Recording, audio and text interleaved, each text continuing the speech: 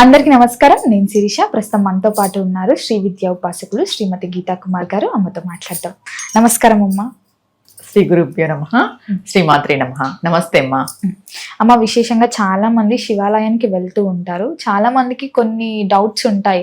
వెళ్ళేటప్పుడు ఎలా వెళ్ళాలి, అసలు ఎన్ని రోజులు మొక్కుకోవాలి, ప్రదోషకాలం వెళ్ళాలా లేకపోతే బ్రాహ్మీ ముహూర్తంలో వెళ్ళాలని చాలా ఉంటాయి. అలాగే మనం ఫస్ట్ శివాలయం దర్శించినప్పుడు నంది మొక్కుకోవాలంటుంటారు. అసలు వీటన్నిటికీ అసలు ఏ విధంగా పూజ చేయాలి, ఎలా శివుని ఎలా పూజించాలి, కొన్ని దీక్షల్లా కూడా కొన్ని చేస్తుంటారు కదమ్మా, వీటన్నిటి గురించి ఒకసారి తెలియజేయండి. శివాలయంకి వెళ్ళే ముందు రోజు నుండి దీక్ష మొదలవుతుంది. అంటే దీంట్లో 2 రకాలు ఉన్నాయి.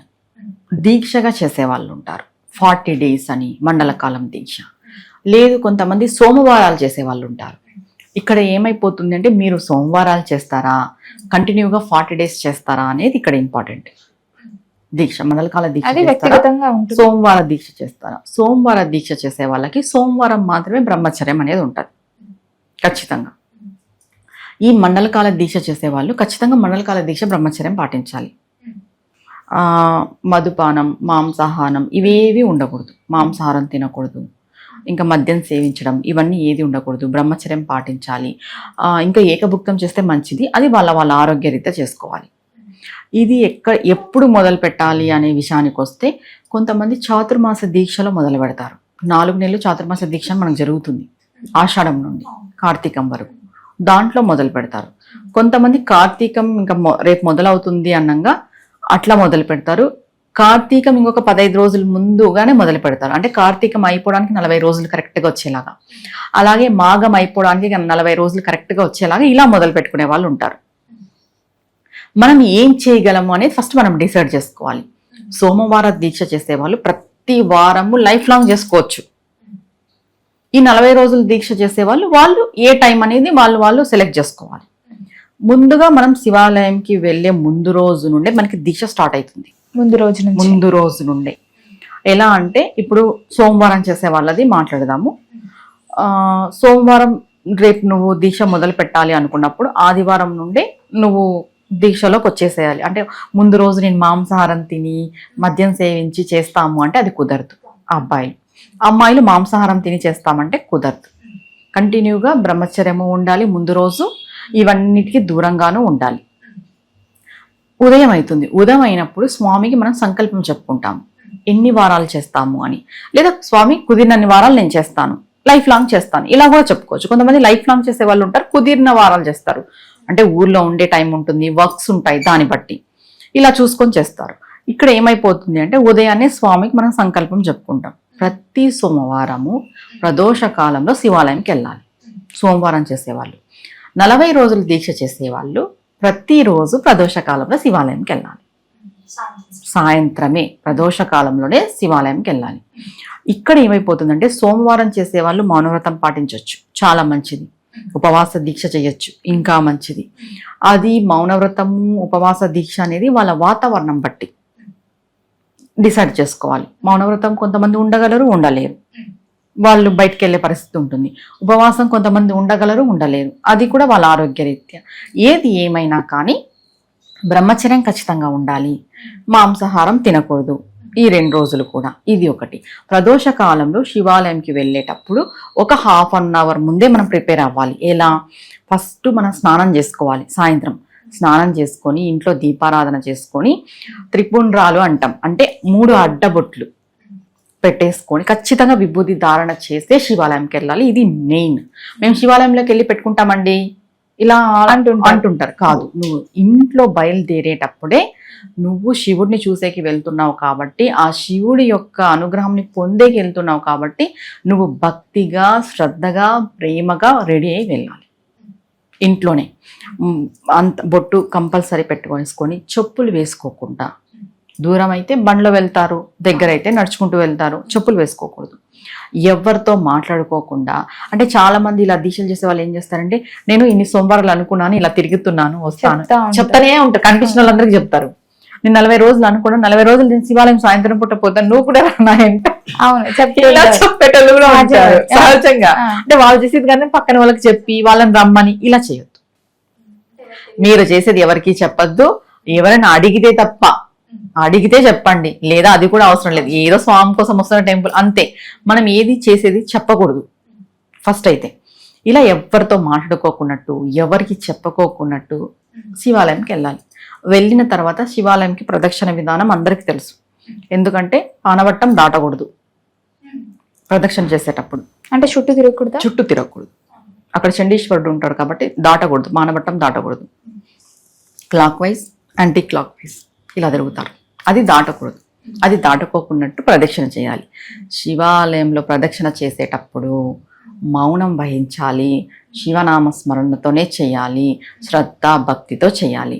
ఏదో తిరుగుతున్నామంటే తిరుగుతున్నాం, చుట్టుపక్కల అందరినీ చూసుకుంటూ తిరగడము, మనం ఫోన్లలో మాట్లాడుకుంటూ తిరగడం అలా ఎప్పుడూ చేయకూడదు. శివాలయంలో ప్రదక్షిణకే చాలా ప్రత్యేకమైన విశిష్టమైన విధి ఉంది. అది చాలా ప్రత్యేకమైనది. అన్ని గుళ్ళ ప్రదక్షిణ వేరు, శివాలయ ప్రదక్షిణ వేరు. ఇది ఫస్ట్ మనం గుర్తుపెట్టుకోవాలి మైండ్లో. ఎందుకంటే clock wise, anti clock wise తిరుగుతాం కాబట్టి ఆ శక్తిని మనం పొందుతాము, తిరిగే ఒక శక్తిని మనం పొందుతాం. ఏ దేవాలయంకి అలా తిరగం, శివుడికి మాత్రమే అలా తిరుగుతాం. కాబట్టి శివాలయంలో ప్రదక్షిణ దీక్ష చేసే వాళ్ళు కూడా చాలా మంది ఉంటారు. అంటే ఇన్ని ప్రదక్షిణలు చేస్తామని దీక్షగా చేసే వాళ్ళు కూడా ఉంటారు. అది కూడా సపరేట్ దీక్ష ఉంది. శివాలయంకి పోవడమే కాదు, ప్రదక్షిణ దీక్ష అనేది సపరేట్గా ఉంది. ఇలా ఒకటి, మీరు ప్రదక్షిణ 3 సార్లు చేస్తారా, 5 సార్లు చేస్తారా, 11 సార్లు చేస్తారా అని మీ యొక్క వ్యక్తిగత విషయం. ఇది చేసిన తర్వాత మౌనంగా వచ్చి కూర్చోవాలి. నందీశ్వరుడికి నమస్కారం, మొదటగా నందీశ్వరుడికి నమస్కారం, తర్వాత శివుడికి నమస్కారం ప్రదక్షిణ అయిన తర్వాత. ఇక్కడ మీరు అడిగినట్టు నందీశ్వరుడికి ఏం చెప్పాలి అంటే ముందుగా శివాలయానికి వెళ్ళగానే ప్రతి ఒక్కరు నంది దగ్గర చెవులు చెప్తూ ఉంటారు. అసలు అంటే దానికి నామం చెప్పొచ్చా అమ్మ, లేకపోతే మన కోరికలు చెప్పాలా? చాలా మంది తెలియదు కోరికలు చెప్పాలా లేకపోతే దేవుని స్మరించుకోవాలా ఏంటి అని. మరి నంది అంటే కోరికలు చెప్తారు.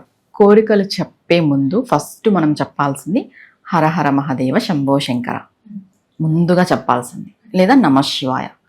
శివుడిని తలిచిన తర్వాత నందీశ్వరుడిని తలచాలి. ఎలా? బసవ, బసవేశ్వర, ఈ 2 మాటలు ఖచ్చితంగా నందీశ్వరుడిని స్తుతించాలి. బసవరాజ, ఈ 3, బసవ, బసవేశ్వర, బసవరాజ.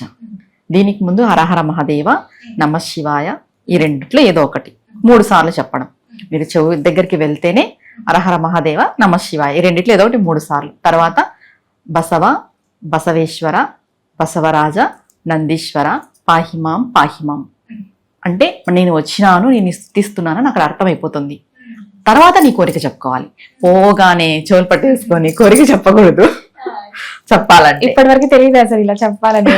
ఇది నందీశ్వరుని చెవుల్లో చెప్పాల్సిన విధానం.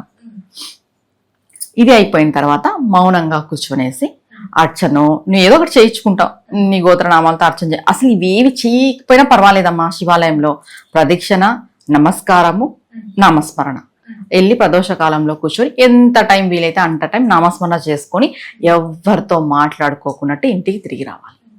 అమ్మ, చాలా వరకు శివాలయంలోకి వెళ్ళినప్పుడు చాలా మంది అంటుంటారు అక్కడ పెట్టిన ప్రసాదం అయినా కొట్టిన కొబ్బరికాయ అయినా కూడా తీసుకురాకూడదు అని. నిజమా? వాస్తవం అది తీసుకురాకూడదా? తీసుకురాకూడదు అంటే తీసుకొచ్చే ముందు చండీశ్వరుని యొక్క పర్మిషన్ తీసుకొని తీసుకోవాలి. అంటే పానవట్టం ఉంటుంది కదా, వాటర్ అంతా వెళ్తూ ఉంటుంది. అక్కడికి వెళ్ళి స్వామి ఇది శివుడి యొక్క ప్రసాదము, నువ్వు అనుమతిస్తే నేను తీసుకెళ్తాను ఇంటికి అని చెప్పి తీసుకురావాలి. అక్కడ ఆయన అడక్కని మనం తెచ్చుకోకూడదు. అందుకే శివాలయం నుండి ఏం తెచ్చుకోరు సామాన్యంగా, ఎవరేం తెచ్చుకోరు. అక్కడే తినేసో లేదా అక్కడే విభూతి పెట్టుకొని విభూతి కూడా అక్కడే పెట్టేసి వచ్చేస్తారు. ఒక్కవేళ మనం తీసుకురావాలి అని అంటే చండీశ్వరుని యొక్క అనుమతితోనే మనం తెచ్చుకోవాలి. ఇంకొకటి ఏంటంటే అందరూ గుర్తుపెట్టుకోవాల్సిన విషయము, టెంపుల్కి వెళ్ళిపోయి జనాలంతా ఎక్కువైపోయి శివుడికి నందికి మధ్యలో నిలబడుతుంటారు. తిరిగే వాళ్ళు కూడా శివుడికి నందికి మధ్యలో తిరగడం అలా చేస్తుంటారు. చాలా చాలా పాపం, అది పాపమే అంట నేనైతే. శివుడికి నందికి మధ్యలో అసలు ఎవరు ఉండకూడదు, వెళ్ళకూడదు, తిరగకూడదు. తర్వాత శివుడి దగ్గర మనకి బిల్వపత్రి పూలు అవన్నీ ఇచ్చింటారు కదా, తెచ్చి నంది మీద పెడుతుంటారు. అది కూడా చాలా తప్పు. ఎందుకంటే తిరిగేటోళ్ళు తగిలినా, కాళ్ళు తగిలినా అది పాపం వస్తుంది. తీసుకెళ్ళి ఎవరు తిరగని చోట పెట్టడమో, గోడ పైన పెట్టడమో అలా చేయడం వేరు. కానీ అది అక్కడిది ఇక్కడికి, ఇక్కడికి అక్కడిది అలా ట్రాన్స్ఫర్ చేయకూడదు. శివుడికి నందికి మధ్యలో అస్సలు తిరగద్దు. ఇది ప్రతి ఒక్కరు కూడా గుర్తుపెట్టుకోవాల్సిన విషయం. అమ్మ, ఇంతకుముందు దీక్ష గురించి చెప్పారు కాబట్టి ఆడపిల్లలు కూడా ఇలా ఒక 41 days దీక్ష చేయాలంటే మధ్యలో ఆ సైకిల్ అది అంటుముంటూ వస్తుంది కదా, మరి ఎలా అంటారు, ఎలా చేయొచ్చు అంటారు? ఆ 5 days వదులుకొని స్టార్ట్ చేయాలమ్మా. మళ్ళీ ఆ తర్వాత నుంచి మళ్ళీ కౌంట్ వస్తుంది. ఇప్పుడు ఫస్ట్ ఆ 5 days అయిపోయిన వెంటనే మొదలు పెట్టేస్తే మధ్యలో ఆ 5 days గ్యాప్ తీసుకొని మళ్ళీ అక్కడి నుండి టు బి కంటిన్యూ. దానికి ఏం ఇబ్బంది ఏం లేదు, ఎవరైనా చేసుకోవచ్చు. దీక్షగా చేసే వాళ్ళు ఏం చేయాలంటే మ్యారేజ్ అయిన వాళ్ళైతే బ్రహ్మచర్యం పాటిస్తే చాలా చాలా మంచిది. ఎందుకంటే శివుడికి ఒక మండల కాలం చేస్తున్నప్పుడు బ్రహ్మచర్యం పాటించడం, మాంసాహారం తినకపోవడం, ఏకభుక్తం చేయడం, భూశయనం చేయడం, ఈ అబద్ధాలు ఇవన్నీ చెప్పకపోవడం, ఇలాంటివన్నీ మనం సాత్వికంగా, ఎంత సాత్వికంగా ఉంటే అంత దైవానుగ్రహం మనకు కలుగుతుంది, అంత దేవుడికి దగ్గరగా ఉంటాం మనం ఏదైనా ఒక్కటే అమ్మాయి గుర్తుపెట్టుకోవాల్సింది ఏంటంటే, మనం ఏదైనా ఒక మంచి పని చేస్తున్నాము, మంచి కార్యం చేస్తున్నాము, దేవుడి కార్యం చేస్తున్నాము అంటే ముందుగా మనలో దైవత్వాన్ని నింపుకోవాలి. అది సక్సెస్ కావడానికి ఎప్పుడైతే మనలో మనం దైవత్వాన్ని నింపుకుంటామో మనం దేవుడికి చాలా దగ్గర అవుతాము. మనం ఏదో తాత్కాలికంగా అనుకున్నాము, చేసేసాము, ఏమి పాటించలేము అంటే కుదరదు. పాటించలేనప్పుడు చేయొద్దు, ఒక నమస్కారం పెట్టుకొని వెళ్ళిపో. స్వామి ఏం చెప్పలేదు కదా. కానీ అనుకోని మనం ఏవి పాటించుకోకున్నట్టు చేసి ఇబ్బంది పడేదానికంటే నువ్వు దృఢ సంకల్పంతో నేను నిగ్రహంగా ఉండగలను, అన్ని విధాలుగా ఉండగలను అన్నప్పుడే ఈ దీక్షల జోలికి లేదా రావద్దు. అమ్మ, మరి ఇప్పుడున్న హడావిడి జీవితంలో మేము దీక్షలు చేయలేము, పూజలు చేయలేము అనుకునే వారికి మరి సోమవారం రోజు ఎలాంటి నామం జపిస్తే బాగుంటుంది అంటారు? నమశివాయ అమ్మ. నమశివాయ మంత్రానికి మించిన మంత్రం ఏది లేదు. ఎందుకంటే సృష్టి మొదలైనప్పుడే వచ్చిన మంత్రం అది స్వామిది. నమశివాయ అంటే పంచభూతాలకు సంబంధించిన మంత్రం, పంచలింగాలకు సంబంధించిన మంత్రం. ఆ మంత్రాన్ని మనం నిత్యము పఠిస్తూ ఉండడం వల్ల, స్మరణ చేస్తూ ఉండడం వల్ల పంచభూతాలు కూడా మన ఆధీనంలోకి వస్తాయి. అంటే ఇక్కడ ఆధీనంలోకి వస్తాయి అంటే మనం ఏదైనా చేసేయచ్చని కాదు, ప్రకృతి మనకి సహకరిస్తుంది. ఇప్పుడు ప్రకృతి వైపరీత్యం అంటాం, అది ఎప్పుడు అంటాము? ప్రకృతి మనకి సహకరించినప్పుడు వైపరీత్యం అంటాం. ఇప్పుడు మనకి ప్రకృతి సహకరిస్తే ఏమైతుంది అంటే మనం ఎక్కడికి వెళ్ళినా విజయం సాధిస్తాం. ప్రకృతి మనకు సహకరించిందని గుర్తు ఏంటంటే మనం ఎక్కడికి వెళ్ళినా ఏ ఇబ్బంది లేకుండా మనం వెళ్ళడము, రాకపోకలు మంచిగా జరగడము, వెళ్ళిన తర్వాత అక్కడ మనకి సక్సెస్ లభించడము, విజయం సాధించడం, ఇవన్నీ ప్రకృతి సహకరించడమే. దేవుడు ఎక్కడో లేడు, ప్రకృతి రూపేణనే ఉండేది దేవుడు. ఇది మనం ఖచ్చితంగా గుర్తుపెట్టుకోవాల్సిన విషయము.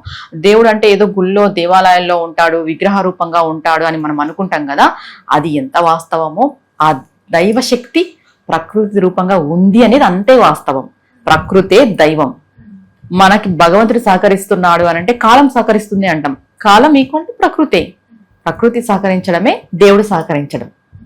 అలాంటి దేవుడు ప్రకృతి మనకు సహకరించాలి అని అంటే ముందుగా మనలో దైవత్వాన్ని నింపుకోవాలి. అమ్మ, మొత్తం మీద మాకు తెలియని ఎన్నో మంచి విషయాలు తెలియజేసినందుకు ధన్యవాదాలమ్మా. నమస్తే అమ్మా.